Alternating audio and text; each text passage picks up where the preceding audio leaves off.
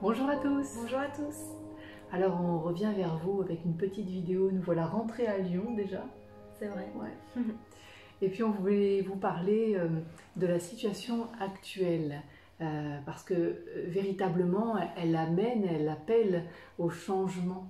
Et on le sent, on l'observe à travers nos expériences personnelles, assez clairement. Et puis aussi on le voit dans les partages qu'on reçoit. Par les courriels, tous ces témoignages. Et une fois de plus d'ailleurs à ce sujet, on voulait vous remercier sincèrement pour votre présence et pour votre confiance surtout. Voilà, dans ces échanges, tout ce que vous partagez, c'est vraiment très riche pour nous et ça nous questionne beaucoup, on en parle, voilà, bon. Et peut-être que vous aussi, vous qui regardez cette vidéo, vous réalisez qu'il y a certains aspects de votre vie qui ont besoin d'évoluer. Ça peut être dans les relations familiales, amicales, amoureuses. C'est peut-être au niveau de votre alimentation que vous sentez une dissonance. Vous sentez le perso là qui s'active. Les vacances, c'est pas bon pour l'alimentation. Peut-être que c'est aussi au niveau de votre travail, peut-être que ça ne vous satisfait plus, peut-être que ça ne vous satisfait pas tout court depuis déjà un moment. Peut-être c'est votre lieu de vie aussi qui devient inconfortable, ou même encore la ville ou la région dans laquelle vous vivez. Voilà, il y a tout plein de choses qui s'activent, qui bougent. Et dans ces moments, on peut avoir l'impression véritablement que l'univers nous donne à vivre un état de fermeture. Comme si les murs de la prison qu'on a nous-mêmes créés d'ailleurs se rapprochaient doucement. C'est un enfermement, enfermement, entendez. Et c'est justement en ce lieu-là, quand on se sent pris au piège, qu'il est nécessaire de regarder en soi, de se connecter à son souffle, en premier lieu, le souffle, respirer, ressentir aussi peut-être une brise qui vient circuler en soi, en cet espace de vie intérieure. Et puis si on l'accueille, finalement c'est un vent, le vent se lève, un vent de liberté qui nous est offert. Alors dans ces moments, c'est intéressant de regarder en soi, regarder voilà en vous, et à chaque pas, vraiment de retrouver cette connexion avec votre cœur, pour rester en lien avec l'énergie qui prend vie, cette énergie qui prend forme aussi vraiment tout à l'intérieur. Pourquoi aussi? Parce que la vie elle-même est changement, tout évolue à chaque instant. C'est la loi des cycles, on en parle en Reiki, mais c'est vraiment ça. Et je ne sais pas si vous avez remarqué, mais on est pas mal quand même à agir de cette manière-là, c'est-à-dire qu'on fonctionne souvent dans un mode qu'on pourrait nommer un peu mode alerte ou mode survie. Qu'est-ce que ça veut dire? Ça veut dire qu'on attend véritablement d'aller contacter l'inconfort qui peut être vraiment parfois destructeur, voire même parfois on attend de toucher le point de rupture pour oser véritablement nous remettre en question. Et bien sûr, on va passer par des états émotionnels qui vont être bouleversants, qui vont nous chambouler, qui vont parfois même être terrifiants. C'est des états émotionnels qui peuvent faire peur parfois. Alors qu'est-ce qui se passe au juste dans ces moments-là? Eh bien, une fois de plus, on en avait parlé un peu dans la dernière vidéo, mais une fois de plus, c'est une question de point de vue, une question de vision. Finalement, de quelle manière est-ce que je vais placer mon regard sur ces situations qu'on a nous-mêmes créées? C'est ce que tu disais tout à l'heure, on est des grands êtres créateurs. Donc de quelle manière je vais placer mon regard sur ces situations que j'ai créées, que j'ai appelées, que j'ai programmées, et cela même avant mon arrivée sur Terre, c'est-à-dire que même avant mon incarnation, avant que j'arrive ici, eh bien finalement ce programme-là est déjà mis en place, est déjà mis en route. Et puis ces situations finalement elles peuvent mettre en relief ce qui est comme une vérité, aussi une vérité intérieure, c'est-à-dire une opportunité aussi de se rapprocher un peu plus de qui je suis véritablement, de qui vous êtes véritablement. Alors, ce rouage-là, eh bien, il commence à s'activer en faisant le choix, ce choix souverain d'oser voir que déjà là, quand je me trouve face à une situation, il y a une émotion qui est là, il y a une émotion qui s'active. Les émotions, elles viennent dire beaucoup de choses. Les émotions, c'est du mouvement aussi, hein. C'est vraiment l'énergie en action, c'est du mouvement. Donc, d'observer qu'il y a cette émotion, et puis de s'approcher, d'oser s'approcher de cette émotion pour ensuite venir l'accueillir, ou l'accueillir en 2 mots aussi. Et une fois qu'on a étreint cette émotion, une fois qu'on a écouté ce qu'elle avait à nous dire sur notre vie, eh bien effectivement on peut accompagner notre vision et notre regard qui va être aussi changeant et qui va accompagner le mouvement de ce fait. Alors pourquoi on vous dit tout ça? Parce qu'ensuite, il va venir cette vérité selon laquelle l'extérieur ne fait que faire émerger finalement, ou même déborder, une émotion qui est déjà présente en vous, hein, c'est déjà à l'intérieur de soi. Donc en fait, c'est comme un cadeau divin ce qui se passe là. C'est une proposition de changement, hein, une croisée des chemins qui s'ouvre à vous là devant vos pas. Alors si vous ressentez de la colère, de la peur, de la tristesse en ce moment, c'est parce que la situation actuelle, elle ravive une blessure qui est déjà présente en vous, possiblement en lien avec l'injustice, la trahison, enfin quelle que soit votre blessure ou vos blessures dominantes, hein, on trouve toujours un moyen de les réactiver. Et même si on vient zoomer un petit peu plus, nous ce qu'on voit souvent apparaître, c'est un sentiment d'impuissance. Voilà, c'est ça qui vient réactiver après les blessures. Alors à ça, il n'y a pas de réponse toute prête pour transcender ce qui se passe. On ne peut pas vous dire là, on va vous donner une recette magique dans cette vidéo. Parce que la destination, elle est la même pour tous, bien sûr, et c'est l'amour, hein. Et en premier lieu, c'est même l'amour de soi. Mais une fois qu'on a dit ça, les chemins d'accès, ils sont propres à chacun, comme on peut le constater nous en séance. Voilà, on peut avoir des choses qui se ressemblent quand les personnes viennent nous voir, des problématiques, des défis de vie, et pourtant on ne va pas utiliser ni les mêmes méthodes, ni les mêmes chemins, ni les mêmes... Voilà, c'est propre à chacun, donc il y a toute une variété d'approches qu'on peut voir comme ça. Quoi qu'il en soit, ce qui se passe de manière individuelle, c'est le reflet de ce qui se passe pour notre humanité et même pour notre planète, puisque nous sommes une part de cet incroyable être qui nous accueille, qui est Gaïa, et qui elle-même, finalement, si on va plus loin, est une part de l'univers.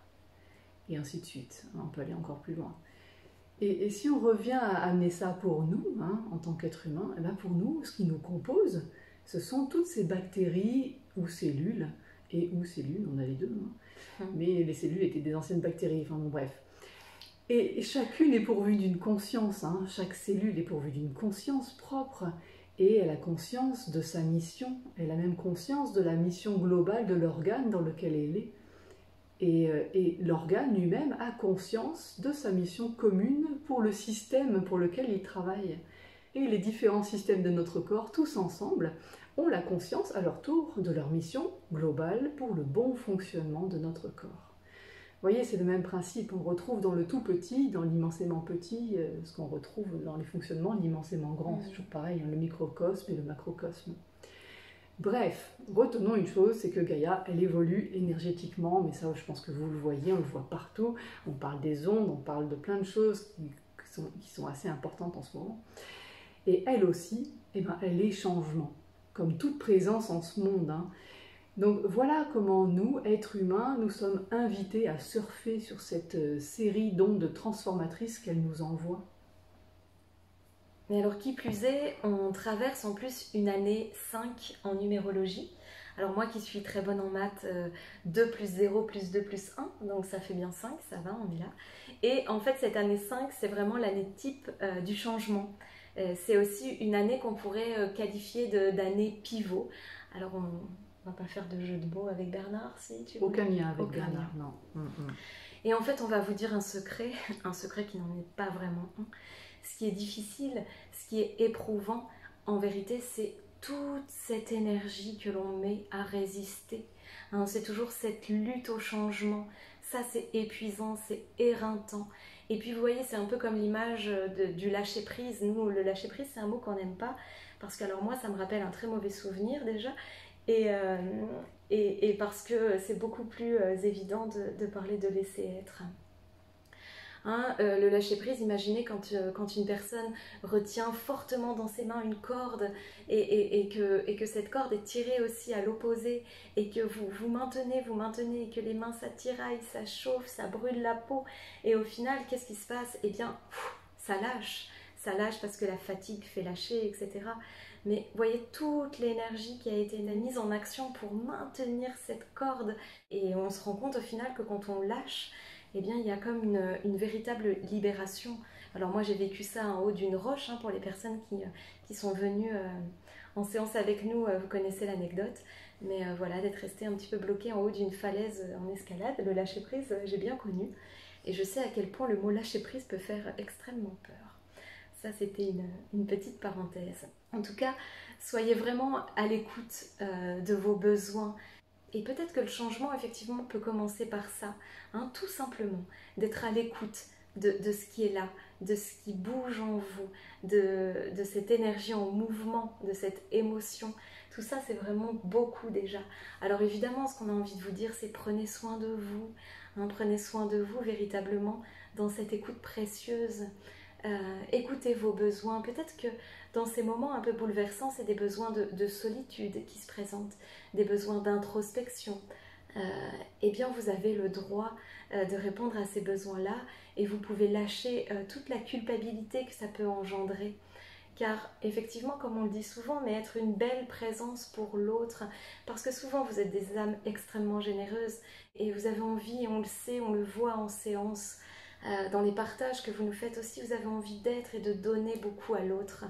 Mais la question c'est toujours celle-ci, comment être une belle présence pour l'autre si vous-même vous ne vous rechargez pas, hein, si vous-même vous ne prenez pas ce temps d'entendre les murmures de votre cœur. Alors véritablement accueillez ces moments-là où le besoin d'être avec vous se fait entendre et se fait sentir. Et puis de la même manière, accueillez aussi tout à fait librement tous ces moments où le besoin contraire se fait aussi ressentir, comme celui, non pas de solitude, mais au contraire celui de vous rassembler, hein, pour justement briser aussi cette impression de séparation, cette illusion, on pourrait même dire de séparation que l'on vit là pleinement en ce moment, dans cette situation un petit peu étrange. Et effectivement, si un état anxieux se fait sentir, un état de stress, un état de peur, un état d'inquiétude pour l'avenir, eh bien justement, est-ce que ce ne serait pas le moment de créer encore plus de liens, hein, pour être encore plus unis, de rassembler nos forces et nos différences aussi, pour prendre conscience de tout ce monde que l'on peut créer. Et peu importe finalement le choix qu'on fait, hein, et le choix, justement, on avait envie de revenir sur cette notion de choix, ouais. Justement. Ce qu'on voulait vous dire par rapport au choix, c'est que quel que soit votre choix, hein, qu'il soit fait en conscience ou si vous avez l'impression d'avoir été un peu obligé de faire un choix. Voilà, de faire un choix. Il y a une astuce également, c'est la loi du non-consentement. On le partage parfois dans les formations, notamment en Reiki. Ouais. Et aussi dans la formation thérapeute. Oui, dans la formation thérapeute aussi. Et voilà, c'est une loi que nous on aime bien utiliser. Peut-être qu'on fera une vidéo un peu plus longue. Ouais, c'est important, je pense qu'on vous explique un petit peu c'est quoi cette loi du non-consentement. En tout cas, juste pour faire court, c'est une loi qui dit que ça fait partie des lois universelles, qui dit qu'à un moment donné, eh bien, si vous êtes obligé d'aller dans une direction, vous pouvez amener à votre conscience le fait que vous ne consentez pas à aller dans cette direction. Pour la faire courte. Ouais. Petit partage personnel, on l'utilise, nous, le plus souvent, c'est pour, quand on doit, sur les sites internet, on doit accepter les cookies. Et on dit par là du non-consentement. C'est la première fois que tu n'acceptes pas des cookies, toi. Alors oui, d'habitude, les cookies, je ne dis jamais non, hein, ça c'est sûr. Vous avez dû le constater, pour ceux qui étaient en stage avec nous, à la retraite en Ardèche. Bon bref, quoi qu'il en soit, quelle que soit la situation qui amène le choix ou le non-choix ressenti, pour alléger votre esprit, accueillez l'amour. On en revient encore à ça, évidemment. Et pour cela, on vous propose de vous relier à la graine de votre choix, on l'a appelé comme ça, ou à la source de votre choix, si ça vous parle plus. Alors, le premier questionnement, c'est pourquoi je fais ce choix? Ou ce non-choix, hein, peut-être que, voilà. Ben, peut-être que c'est parce que ce qui compte pour vous aujourd'hui, c'est de pouvoir exercer votre métier, puisque ce métier, aujourd'hui, il matérialise votre mission de vie. Ça peut être ça. Et donc là, c'est un choix d'amour, vous voyez comment on veut vous amener à retrouver l'amour dans tout ça. Peut-être que vous faites un choix parce que pour vous, c'est primordial de vous sentir en sécurité, en santé. Vous voyez? C'est peut-être important, peut-être parce que aujourd'hui, la peur a dominé et qu'elle vous a amené vers un choix. Mais c'est une question de survie, là encore. C'est un choix d'amour envers vous-même. Peut-être que c'est un choix d'amour envers votre famille. Hein. C'est peut-être pour protéger vos proches. Peut-être qu'il y a des personnes fragiles. Peut-être que... Vous voyez, c'est peut-être aussi simplement parce que les finances sont en jeu et que c'est un aspect important dans votre vie, dans la société dans laquelle on est aujourd'hui. Voilà, pour beaucoup, c'est quelque chose qui est encore très important. Et peut-être que vous ne vouliez pas remettre ça en cause, à cause d'un choix. Il y a plein d'exemples comme ça où on vient se reconnecter à un choix d'amour à l'intérieur, là. Hein, comment on vient chercher ça. C'est important, c'est vraiment important. Surtout en ce moment, c'est vraiment très important de se relier à ça. Alors, c'est vrai que c'est un travail de tout instant, que cette reliance au cœur et cette reliance à l'amour. Et pour être tout à fait franche avec vous, cette notion de choix, cette notion de non-choix, qui est aussi un choix finalement, donc ça reste une question de choix, hein, et bien cette question de choix, elle nous impacte personnellement, elle nous bouleverse aussi, car comme on le disait dans la vidéo précédente, eh bien tout n'est pas tout blanc ou tout noir dans cette histoire de choix. Hein, c'est essentiel de goûter aussi les nuances justement de tout ce qui nous est présenté là pour accéder à ce qui est le plus juste pour soi. Ça, et encore une fois, de goûter cette émotion, de goûter tout ce qui est là, de goûter peut-être cet enfermement aussi. Hein, à chaque fois, eh bien, ça nous ramène vraiment à la source, c'est ce que tu dis, à la graine du choix, à la source qui est l'amour. Pourquoi est-ce qu'à un moment donné, je décide de faire ce choix? Ce qu'on a envie de vous dire, c'est de prendre véritablement le temps d'accueillir ce qui vibre et la manière dont ça vibre, vraiment. Et souvenez-vous que nous sommes, que vous êtes, que nous sommes tous ensemble des êtres créateurs et donc des êtres de choix. Et la question qu'on avait envie de poser là maintenant, c'est et si l'humanité avait choisi de nous bousculer dans ces situations un peu ubuesques pour justement nous permettre d'affirmer nos choix d'âme dans notre grande présence. Hein, pour nous, en fait, que ça soit clair, il n'existe ni de bon ni de mauvais choix. Et l'essentiel en fait dans tout ça, et c'est l'essentiel dans tout, mais aussi dans le choix, ça reste la conscience. Être conscient de ses choix pour justement les assumer. Être conscient de ses choix pour les vivre avec cœur. Voilà, c'est vraiment ça qu'on avait aussi envie de vous dire en revenant sur cette notion de choix, parce que c'est important et qu'on se rend compte que c'est pas un claquement de doigts, mais c'est aussi plusieurs moments de discussion avec l'autre, de discussion avec soi. Donc voilà, écoutez-vous, encore une fois. Puis c'est marrant parce que pendant que tu disais ça, ces derniers mots, on entendait des battements de cœur. Hein. C'est vrai. Je ne sais pas si vous entendrez sur la vidéo, mais il y avait des battements. Voilà, donc la reliance au cœur. Hein. Toujours. Toujours. Ouais. Voilà les belles âmes, on avait envie de vous partager ça dans cette vidéo et on reviendra régulièrement avec des nouvelles vidéos. Ouais. Ça fait partie du changement. Exactement. Ça fait partie du changement avec plein d'autres choses qui arrivent. Ouais, des jolies choses. On vous embrasse fort. À bientôt. À très bientôt. Prenez soin de vous.